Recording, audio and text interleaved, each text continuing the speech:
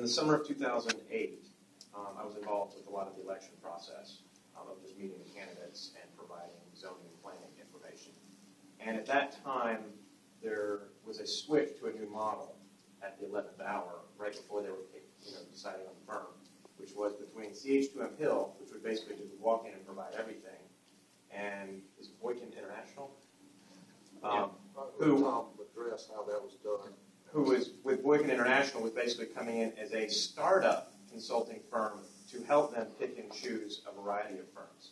And I love the model of Boykin. I was really disappointed that they came in at the 11th hour with that model, and there was no competition prepared to bid with Boykin. So I think those two models are really important. And for example, when Boykin put out the RFPs, there were two firms. One, a bid led by Scott Ball with DPZ, obviously international new urbanist firm that collaborated with other firms to potentially provide city services, and Steve Cover, who was integral with the original Chattahoochee Hill Country overlay being created, who was then with HOK. So those two firms, they thought they had a great opportunity. Their bids were ignored and went with another local firm.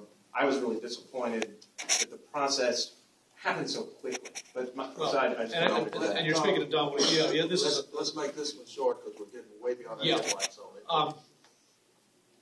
Cut to the chase. The Sandy Springs and the Fulton County cities are, for lack of a better word, richer cities than DeKalb just because of the revenue streams are different. They have local sales tax, which we don't. So, for example, Sandy Springs is about twice the population of Dunwoody. They have 5 times the revenue. Okay, that's one thing. We came down to the point where we liked the CH2M Hill model. We'd seen it work flawlessly before, almost flawlessly, and we couldn't afford it. And we would have had to go, very close. Again, it was close, but the consensus was on council that it was too risky just from a financial standpoint, and so we switched and said, okay, we're going to do this same sort of model. Again, you're not bound to anything. We're going to do the RFPs internally, but with a company that does that, basically, to run the RFP process rather than have council run that.